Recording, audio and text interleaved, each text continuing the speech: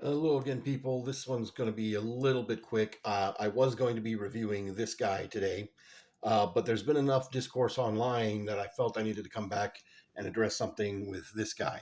So, um, you might have heard about QC issues with this guy, and there have been some legitimate QC issues with this guy. I don't have those, thankfully. But what's been the problem with this guy is not actually a QC issue, it's a design issue.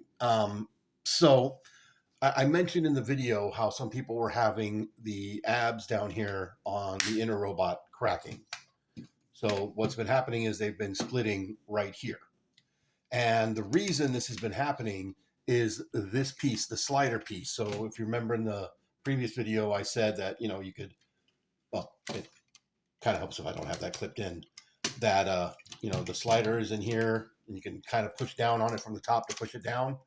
So this piece here, the tolerance on it, or the tolerances, I should say, geometric tolerances on it, are a little bit too much.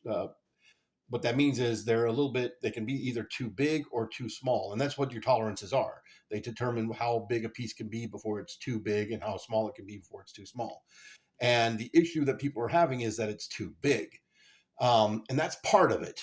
So, yours might be fine. Yours might be fine.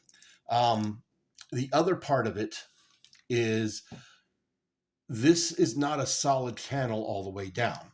So if you see, you see this little piece that's sticking up right here. That's where the head sort of clips into when it's up here. So there's this thin little flap on this side, and then you got a little hollow rectangle for the rest of it. And this thin flap here is running down a channel that goes all the way down.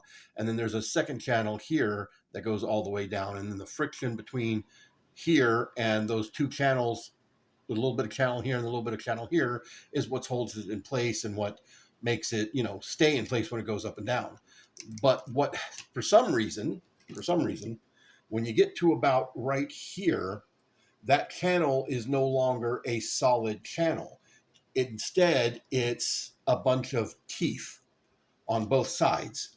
And there really is no logical explanation for that to be done that way outside of, I guess maybe it could add a little bit more flexibility to be, for it to be less solid.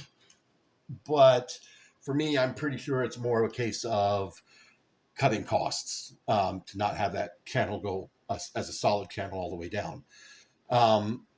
So again, I wasn't having an issue with mine, but after reading the online discourse, I did go ahead and open it up and take a look. And I do have a couple of teeth here, like one down here and one up here that's a little dinged up. The ones in the back are fine. So the couple of issues with this is, one, there doesn't need to be a lot of friction down here.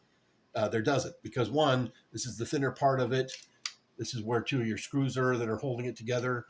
And honestly, the only time you ever have this fully extended is when you're going into truck mode. And that's the only reason you would need to have that fully extended. And so that doesn't need to be that solid of a connection down here. It does need to be up here, but it doesn't need to be super tight down here. So they could have not done that teeth and not done even the channel, because you have enough friction from back and forth, from this side and this side, that it shouldn't be that big of an issue. Of course, the other issue being, if this isn't straight when you're pushing it in, you're going to have that issue. But because that inner piece is just squared and it is very sharp edges all the way around, if, you're yanking from down here, there's a good possibility that, you may think you're pulling straight, but the shear from yanking is going to, see how it sort of sways side to side a little bit? Those are going to catch those teeth. That is absolutely going to catch those teeth. And if it catches those teeth hard enough and you're pulling hard enough, yeah, you're gonna flex this too much. So I was getting a good enough tension on this that I didn't feel like I really needed to do anything until I started noticing when I was putting this piece back in here that this was flexing ever so slightly. So I did go ahead and shave down the sides just a bit. So if you need to take the if you want to take this apart, do so at your own peril. I'm going to tell you that right now, but it is fairly simple. You've got a screw right here. There's a screw inside here, right there, and a screw up here. If you unscrew all three of those, you can pull this apart. The head is on a in between these two pieces, so it will come separate.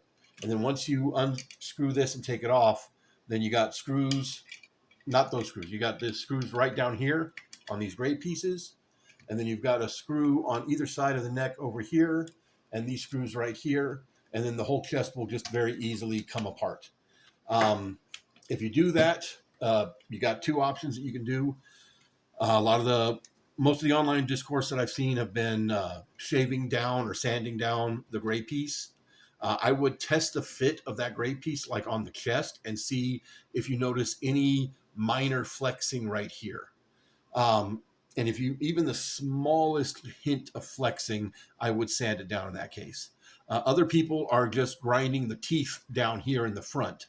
I don't see that really being an issue if you wanted to grind the teeth off. I think either way would work if you have that issue.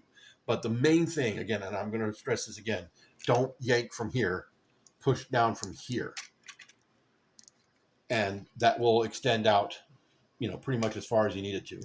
Now, mine was harder to push down yesterday when I filmed the first video because, again, I did end up sanding the sides down a little bit. But as you can see, even sanding down those sides, just the bare minimum that I did, he's still solid. He's not flopping around or anything. This is a nylon piece, just so you know. This gray piece is a nylon plastic, so it's,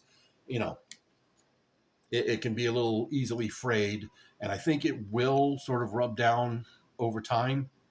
But yeah, anyway, that's all I got to say about that. I hate that I have to say about anything about that. For those that don't know, I had some of the bad QC issues with Star Saber, and it really did put a bad taste in my mouth. And I had a wonderful experience with Deathsaurus, and so I was very happy to have this. And not seeming to have any QC issues or any problems. But again, this is a design issue, and I do believe it was just done to save money, and that's no bueno. Yeah, it's no bueno. So again, be careful. Don't yank.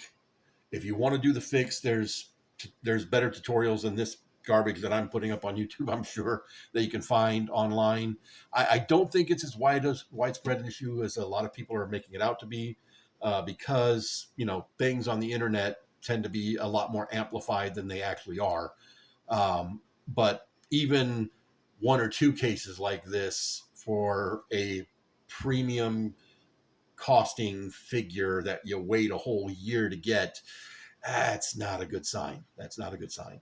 QC issues on Ultra Magnus that people are having are actually going to be different colored white plastic. So the plastics, like I've seen some where this piece here is like a little bit bluish instead of white. Again, I don't have that issue, thankfully. I don't have that issue at all. So anyway, we will try to get Ultra Magnus finished and posted tomorrow. I am going to do just Ultra Magnus by himself. I'm not going to do Blue Bolts, and I'll do Blue Bolts in his own video and how Blue Bolts integrates in all the different modes. And then I'll do Omega Prime together in their own video, mostly because I just don't want to post another hour-long video. I did not mean for that to go that long, but it is what it is. Anyway, until next time, y'all have a good one.